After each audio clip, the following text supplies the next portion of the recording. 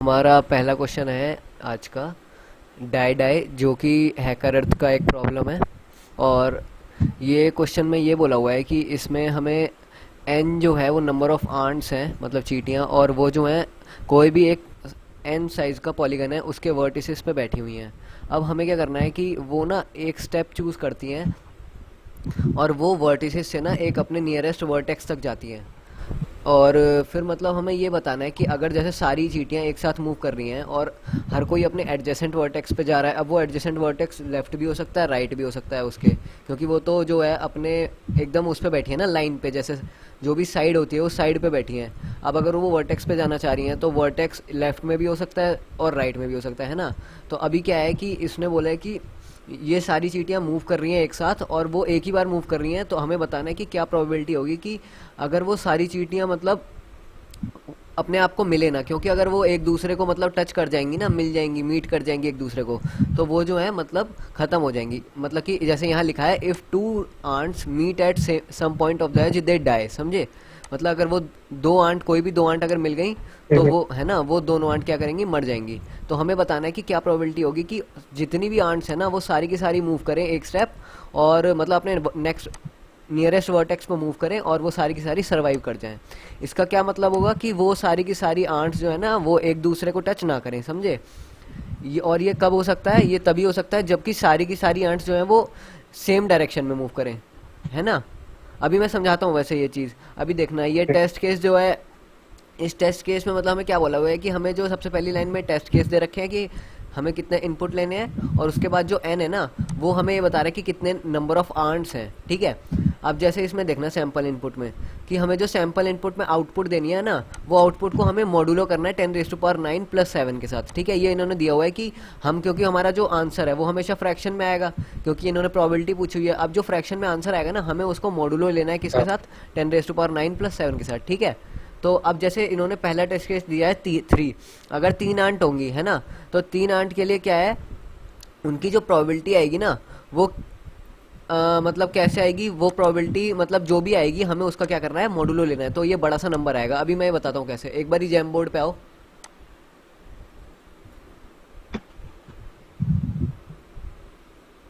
आ गए Vasu jam board पे। हाँ। हाँ तो देखना, अभी मैं बताता हूँ। ये देखना, ये जैसे क्या है कि ये 3 आंट हैं, ठीक है, ये ट्रायंगल है। अब ये ट्रायंगल क्या है कि ये जो है यहाँ पे भी है, मतलब यहाँ पे ना आंट्स बैठी हुई हैं, ठीक है। अब वो क्या कह रहा है कि अब जो, अगर वो यहाँ वर्टिसेस पे बैठी हुई है ना आंट्स, तो वो जो आंट्स हैं वो एक एक मतलब एक ही साइड मूव कर सकती हैं, एक ही साइड मूव कर सकती हैं और सारी एक साथ मूव कर रही हैं, है ना। तो हमें बताना है कि क्या मतलब प्रोबेबिलिटी होगी कि वो जो है एक दूसरे को मीट ना करें।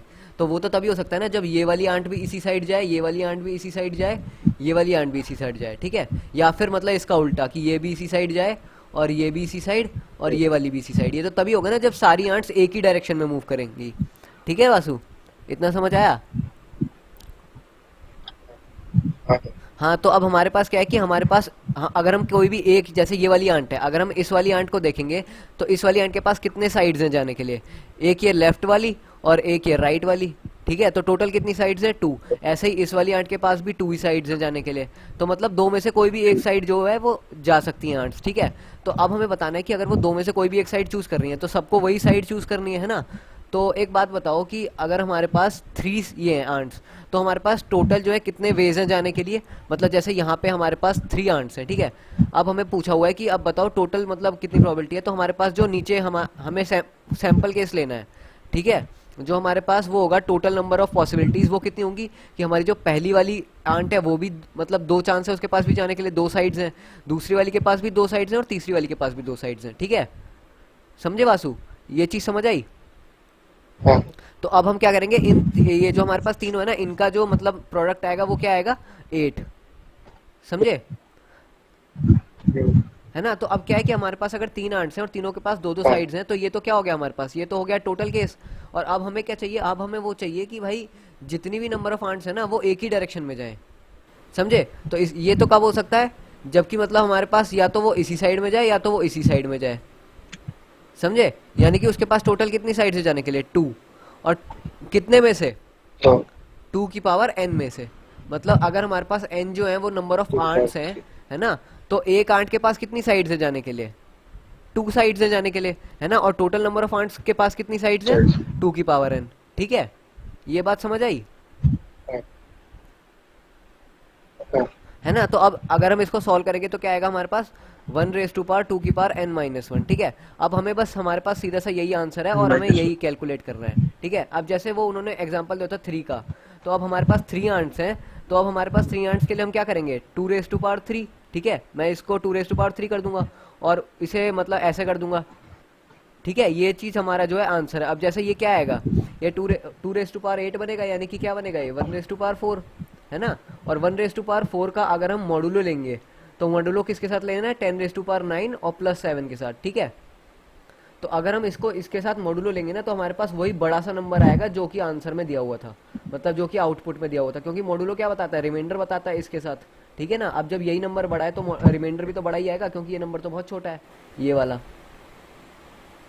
ठीक है वासु? हाँ हाँ तो अब बस यही करना है कोड में। एक बारी कोड की तरफ आना, मैं कोड कोड खोल लो एक बारी, जो मैंने शेयर किया था लिंक। हाँ खोल ले। हाँ, तो कोड में देखना एक बारी।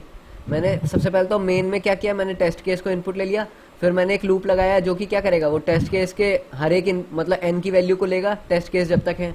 ठीक है, ये सॉल्व फंक्शन क्या है? ये मेरे को वो वैल्यू बता रहा है, या ये मेरे को जो फंक्शन है ना, ये मेरे को वो आंसर निकालने में मदद कर रहा है। ठीक है, मैंने एक फंक्शन बनाया जिसकी मदद से मैं अपना जो है पावर निकालूंगा और उसे डिवाइड भी करूंगा बाद में। ठीक है, यानी कि देखना, ये जो सॉल्व फंक्शन है 21 लाइन में, इसमें मैंने क्या लिया है? मैंने जो है टेस्ट केस लिया, क्योंकि मैं क्या करूंगा, मैं ये बताऊंगा ना कि मैं जो सॉल्व कर रहा हूँ ये कौन से वाले टेस्ट केस के लिए सॉल्व कर रहा हूँ। ठीक है, मतलब हम इसे वैसे वाइल वाले नॉर्मल तरीके से भी कर सकते थे कि भाई मैंने वाइल टी माइनस माइनस किया और फिर वही इनपुट ले लिया, ये वो मतलब वैसे ही तरीका सेम है ये। ठीक है, इतना समझ आया वैसे वासु? ये सॉल्व में जो मैंने पैरामीटर लिया है टीसी, ये क्या कर रहा हाँ हाँ हाँ है ना? तो अब बस यही करना है कि हमें जैसे सॉल्व में पैरामीटर टीसी दे दिया, इसका कोई सॉल्व के फंक्शन के अंदर यूज नहीं है, ये बस हमें यही बता रहा है कि ये जो टीसी है ना, ये कौन सा टेस्ट केस है सॉल्व का। तो अब मैंने क्या किया, मैंने ये n की वैल्यू इनपुट ले ली उस टेस्ट केस के लिए।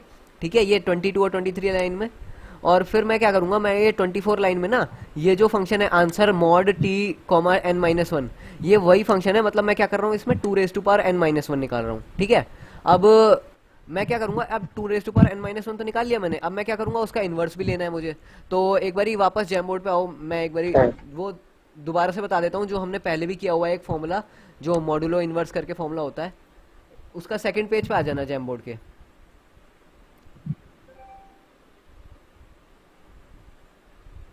आ गए वासु? हाँ है ना, तो एक बार ये देखना कि जब हम ये चीज निकाल रहे होते हैं, है ना, और हमें क्या करना होता है, इसका इन्वर्स निकालना होता है, तो हम ऐसे तो करते हैं ना कि हम क्या करेंगे, हम a raise to power n-2 को निकालेंगे। क्यों? क्योंकि हम क्या करते हैं, अगर हमें इसको निकालना है, ये जो चीज है ये क्या देगी हमें, ये a raise to power n देगी। मतलब एक मिनट रुको, मैं शुरू मतलब पूरा ही समझा देता हूँ। हम्म, देखना, ए रेस टू पावर n, हमें ये निकालना है। ठीक है, और इसको क्या करना है, मॉड के साथ मल्टीप्लाई। अगर हम मॉड निकालते हैं इसका, ठीक है, मॉड्यूलो इन्वर्स ऐसे निकालते हैं। अब मैं क्या करूंगा, अब मैं a raise to power n-1 करूंगा। ठीक है, और मैं क्या करूंगा, इसको अगर मुझे निकालना है ये, तो मैं इस a को यहाँ पे ले जाऊंगा, है ना, a रेस टू पावर 1। अरे यार, ये टच इसका क्या हो रहा है इससे?